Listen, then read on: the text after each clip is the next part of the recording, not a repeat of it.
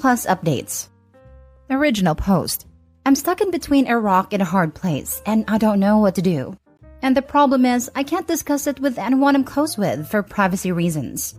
I've been with my wife, Andrea, 48 female, and my stepdaughter, Cassie, 17 female for 8 years now. I love them both to death, and Cassie's a very brilliant young woman.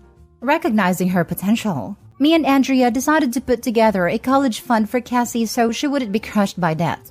Over the years, it has amounted to over $200,000. Cassie is aware of this and is banking on it since she's trying to get into an Ivy League. To make a long story short, last week, I found out that almost $170,000 of the money was missing from the account. I freaked out and asked Andrea if she knew anything about it. She teared up and said that she had been spending the money over the years to fund her spending habit. I was furious, but I had a moment of clarity. I've browsed these subs enough to know that an affair was possible, so I asked her if she was having one. She adamantly denied it and offered any proof I needed. Social media accounts, emails, her work phone, everything. She offered to show me the receipts as well. There was nothing that popped out as suspicious, and the math from the receipts added up as well, so I let it go. But we still had the major problem of the money being gone. She described herself as a shopping addict, and the money from Cassie's account was just too tempting not to use. She didn't make excuses, but offered no solutions either. As stated before, I was beyond furious. She ruined Cassie's chances at going to college debt-free and has changed the trajectory of her whole life. I'd ask her to stay with her sister while I tried to figure this out. Cassie was concerned about why she was leaving, but we just said we needed a little bit of space. I asked Andrea to come back home yesterday, and we had an extremely long discussion about how to handle this. She stopped me from talking and asked a favor of me. She asked if I could take the fall for her. For context, her and Cassie don't get along for a variety of reasons, and knowing how independent Cassie is, she will probably leave right after college if not during. In fact, me and Cassie get along very well, and she comes to me for a lot of her issues. Andrea fears this will permanently drive Cassie away, and she doesn't want to lose her. I told her that before we even talk about that, she needed to acknowledge her mistake and own it. She needed to go to individual therapy. We needed couples counseling. She needed to find a shopaholic support group, and that I would be controlling the finances from now on. She said those terms were steep but fair. I said she needed to tell Cassie what she did, apologize, and hope for the best. She refused and said she could never lose Cassie. She said I could survive the mistake, but she couldn't. I told her that in order to even consider me taking the fall, she needs to agree to my terms. I don't know what the hell to do. The last thing I want to do is lie to Cassie, but I don't want Andrea and Cassie to split up forever. And the worst part about this whole thing is that Cassie's life is ruined either way, and I don't know how to replenish the money other than maybe borrowing from my 401k. Do you guys have any suggestions? Divorce is always an option, but I love Andrea despite her mistakes, and me dating at age 52 is next to impossible. Now for the top advice before reading the updates. Perhaps the reason they don't get along is because Cassie recognizes that Andrea is the type to do these kinds of things and guilt trip others to take the blame, instead of accepting what she has done and how it has impacted her family. Although it may be a tough conversation for Andrea to have now, it might show Cassie that her mom is capable of admitting mistakes and growing.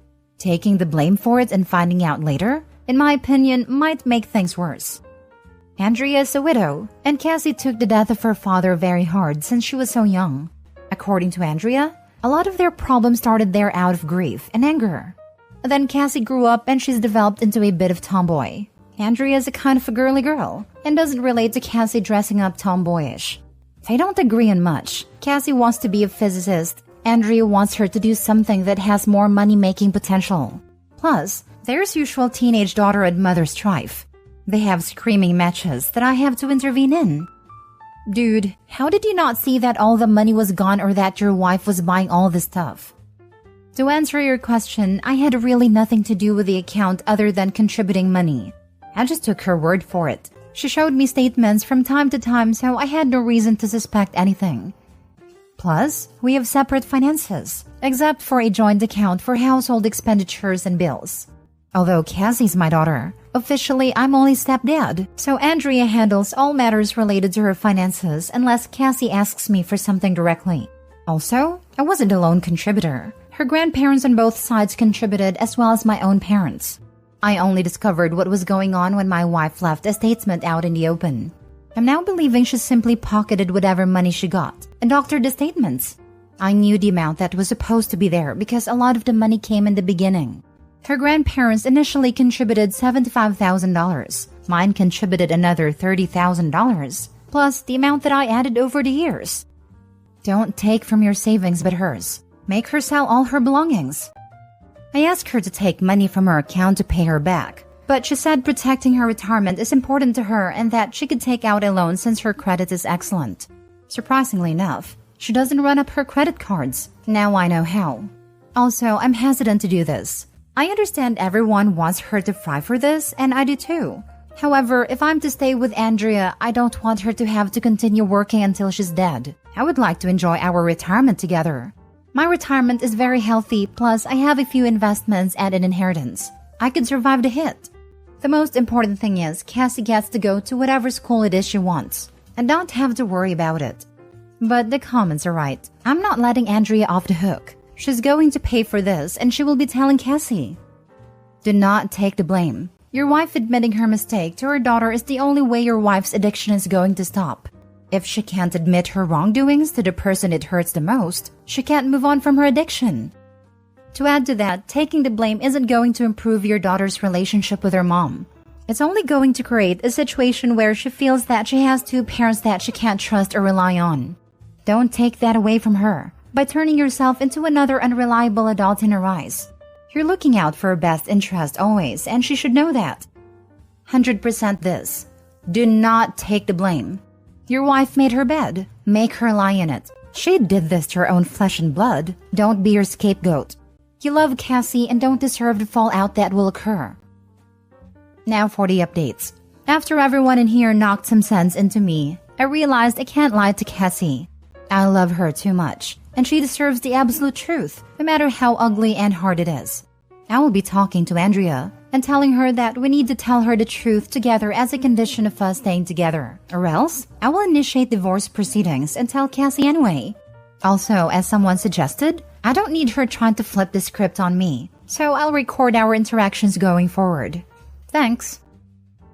Update 2. I want to thank everyone here for really opening my eyes yesterday.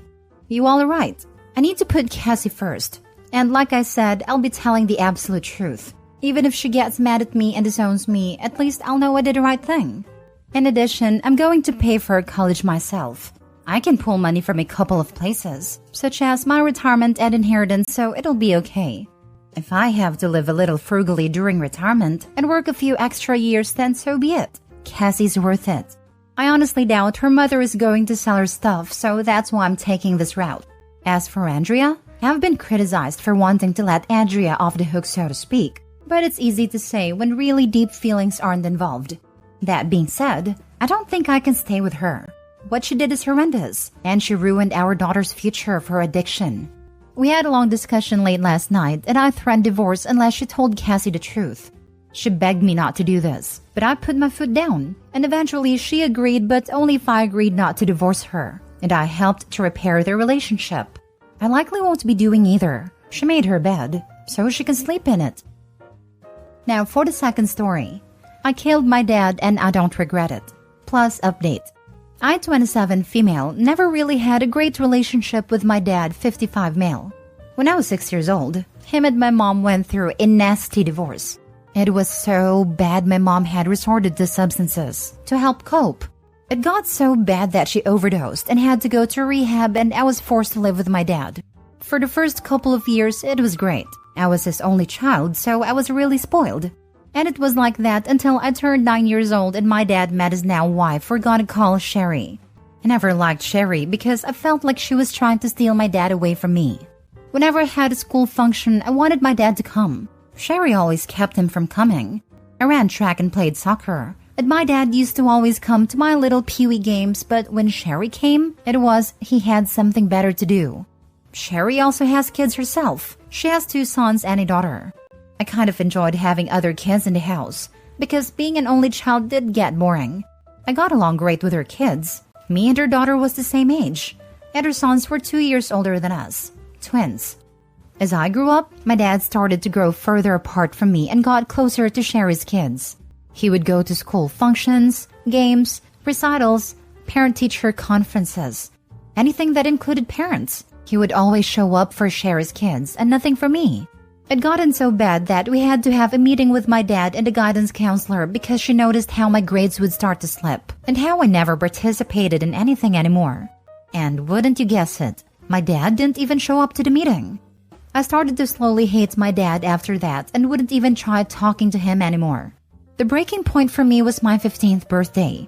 I'm Colombian, and everyone knows that in the Latin community, the 15th birthday is the most important day for a little girl. During my birthday month, my dad actually started to acknowledge me and we started to plan my quins. And I was the happiest I've been in years. We picked out the venue, my dress, the song me and dad were gonna dance to. We sent out invites, picked out decorations. Everything was going great until a week before the party. Everything was paid for. People already RSVP'd and everything was set in stone. Until my dad announced that we were going on a vacation the day of my quins. I asked him about my party and he said he canceled it and wanted to go on vacation instead. I pretended to be okay with it and said okay and asked where we were going.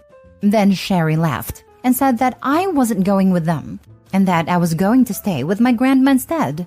After that day, I just decided to give up on any kind of relationship me and my dad could possibly have. I had no more birthdays, no Christmas gifts, and basically had to fend for myself, which was crazy because my family was rich and was really well off. I had to get a job in order to get new clothes and shoes, hygiene stuff, hair care products, etc. When I turned 18, I moved out and went to live with my grandma and cut off all communication with my dad and his family. I graduated high school and went to college for orthodontics. Years went by and I never spoke to my dad or heard any news about him or his family until I got a call from a hospital. It was about how my dad got into a bad car wreck and he was basically dead and was on life support, and how I was the last person on his emergency call list and that no one else answered.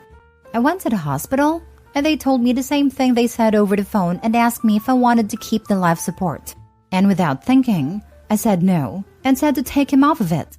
He killed my spirit and so I pulled the plug on him and I didn't feel bad at all. It's been years since that day and I now have a husband with 3 kids that I love to death and I still don't feel bad about what I did. Now for the top comments. I'm surprised you were even on the list, to be honest. Did he just forget to remove you? Also curious as to how or why no one else answered, as it sounds like the only person he neglected was you. Also, what was the fallout? The rest of his family had to find out at some point that you elected to remove the life support. Not going to lie, this is fairly dark.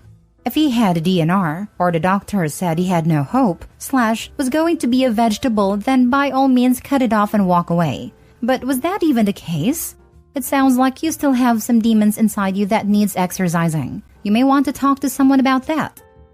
To answer your question, to my knowledge, my dad had only 2 people on as emergency contact list, his mom and aunt. My grandmother died a few months before his car wreck, and my aunt was on vacation around that time. I was kind of surprised myself to find out that I was also on the list.